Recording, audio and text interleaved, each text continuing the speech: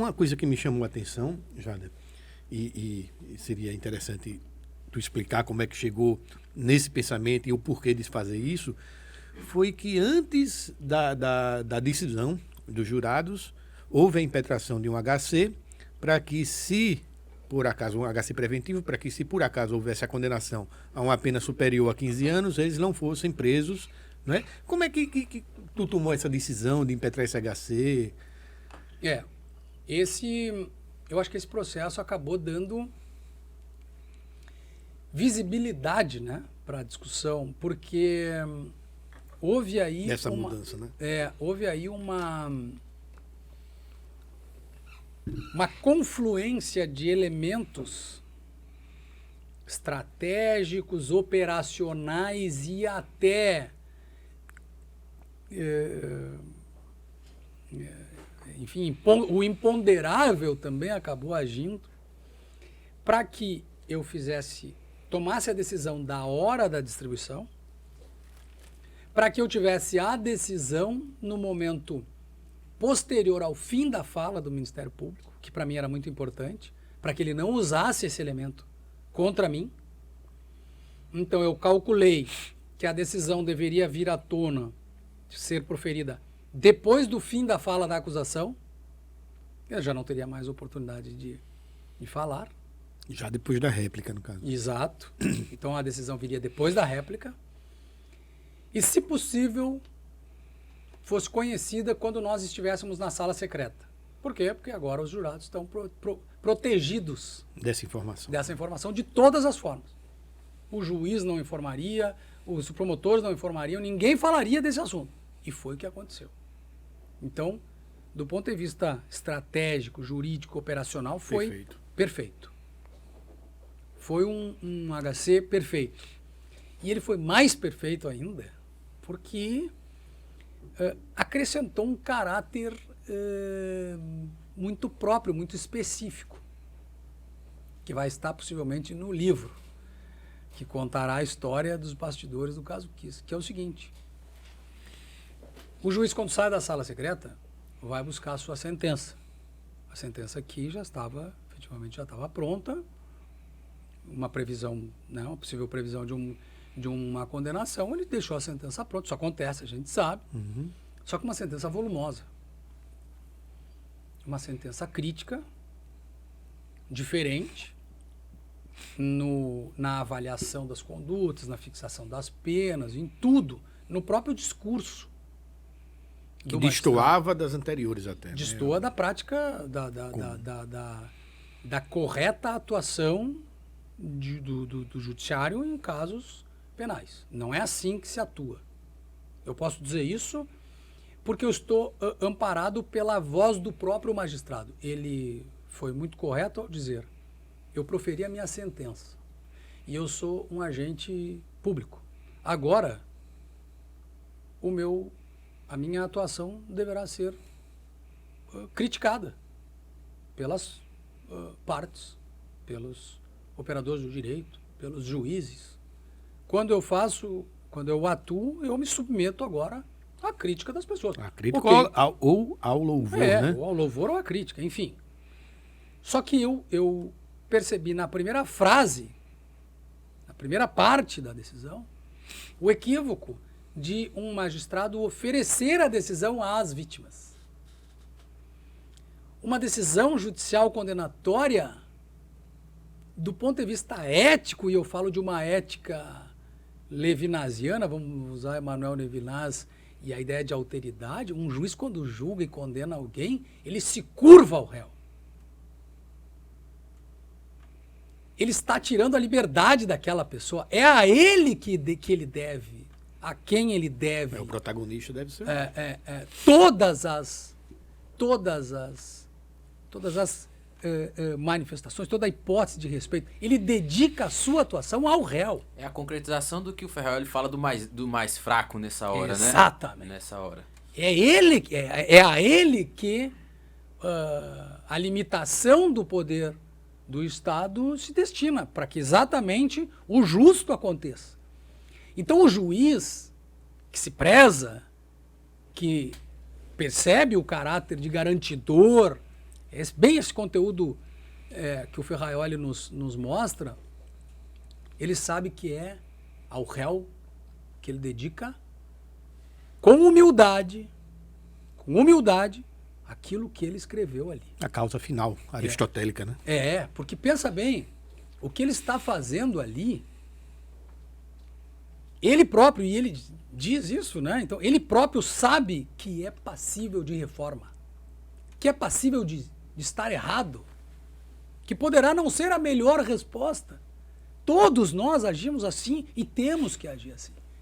Então, quando o magistrado oferece aos familiares a sentença que condena o meu cliente a 23 anos e meio de cadeia por um homicídio simples, na modalidade de dolo eventual, ele demonstra exatamente aquilo que possivelmente o tenha movido em toda essa hipótese.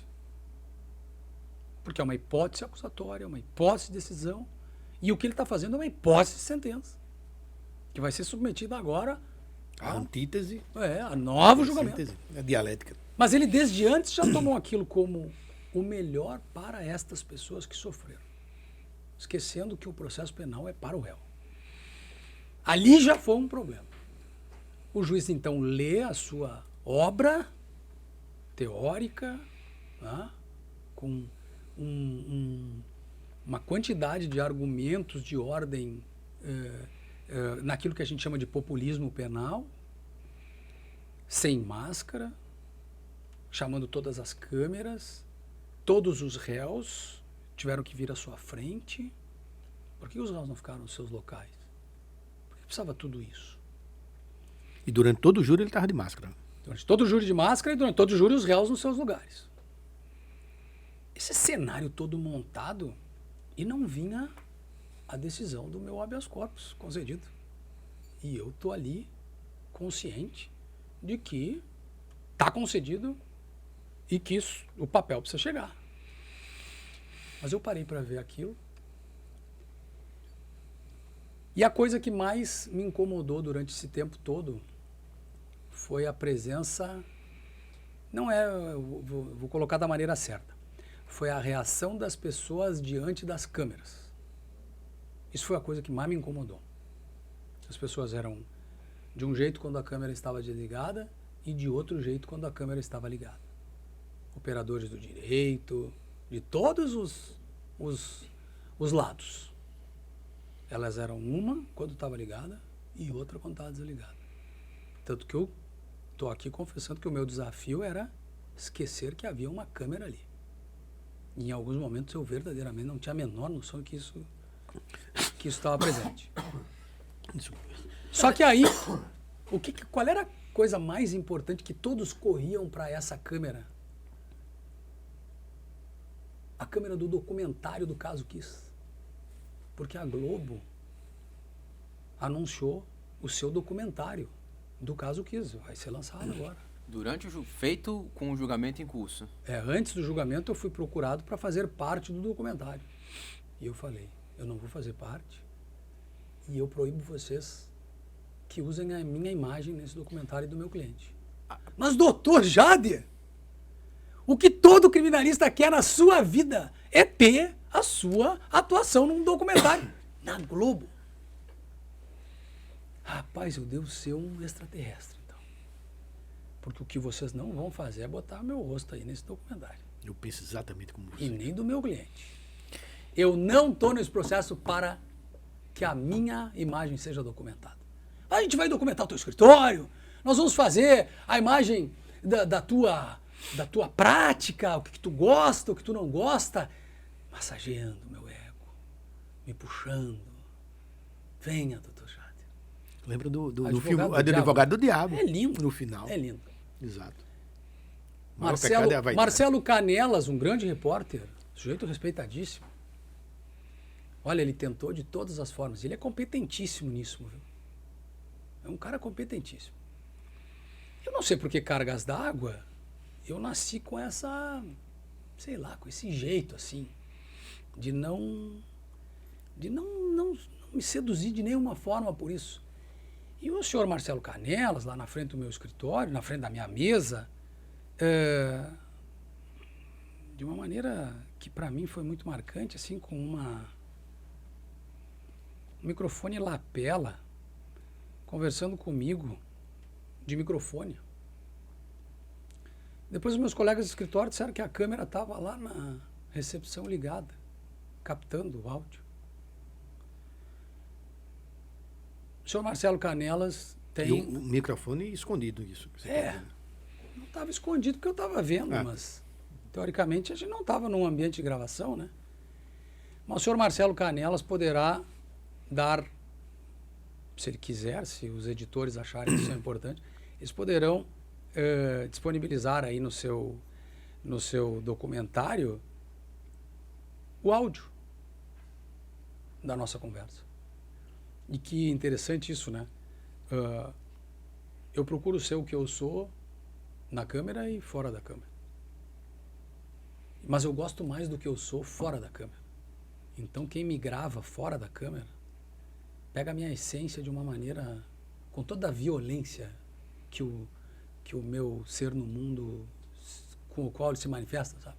Então esse áudio é revelador do que eu penso que a empresa dele, ele e a mídia, de uma certa maneira, fez com esse caso. Tá lá, gravado. Mas participar do documentário mesmo não me seduziu. Aí minha imagem exposta num grande... Não. E aí, meus amigos, quando o juiz termina a leitura... E eles não entendem isso, né? Quando o juiz termina a leitura e a funcionária, a servidora do cartório coloca embaixo aqui um papel e faz assim. Aí, eu tenho dito isso, nasceu uma Mona Lisa processual penal. Isso é uma obra de arte processual penal. E eu saio de mim, eu não tenho nenhuma vaidade de dizer isso, porque foi o acaso. Mais a estratégia, mais o pensamento, tentativa de controle do tempo, mas mais o acaso de ele ter terminado a decisão e de ter mandado prender os 4. Com toda a pompa e garbo, e chegar aquele papel e dizer, não.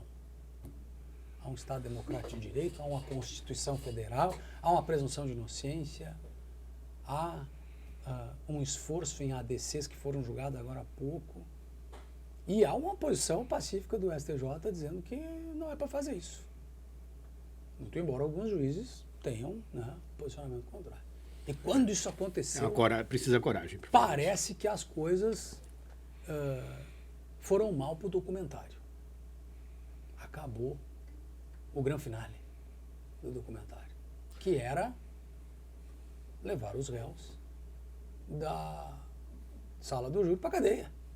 Esse era o grande finale do documentário. E aí não deu certo. Então, o HC, ele tem várias faces, tem vários lados para se ver. Ele tem um lado estratégico.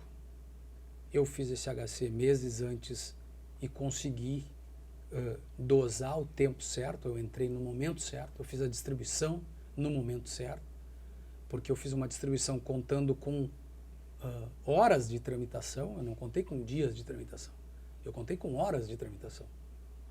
Eu esperava que, considerando as horas que eu já sei que leva na distribuição, considerando as horas que eu já sei que leva na colocação disso no sistema, para chegar a um desembargador, para efetivamente o sujeito ter tempo de analisar e para ele proferir uma decisão, eu fui calculando isso na minha cabeça ao longo da prática que eu tenho, do conhecimento do meu tribunal, dos desembargadores que são ligados a esse caso. Então eu fui fazendo esse cálculo e aí todo mundo diz, mas é muito... deu muito certo para... Claro, mas aí também tem um pouco desse contar com o acontecimento das coisas dentro da tua programação. Muito sangue frio, muita ousadia dentro da tua estratégia. Minha estratégia é essa, se der tudo certo, eu vou ter no momento correto. E vejam, se eu entro antes do júri ser instaurado, lá antes, começa uma discussão na mídia toda sobre não vai dar em nada, olha aí, ó. Já vão sair soltos, já conseguiram. Isso influencia, ainda que diga que não influencia. Nossa! Para esse caso? Com certeza. Se fosse durante o julgamento, eles usariam na fala. O Ministério Público ia deitar e rolar em cima disso. Então eu consegui colocar a decisão longe da discussão, que é como ela deve ser, né?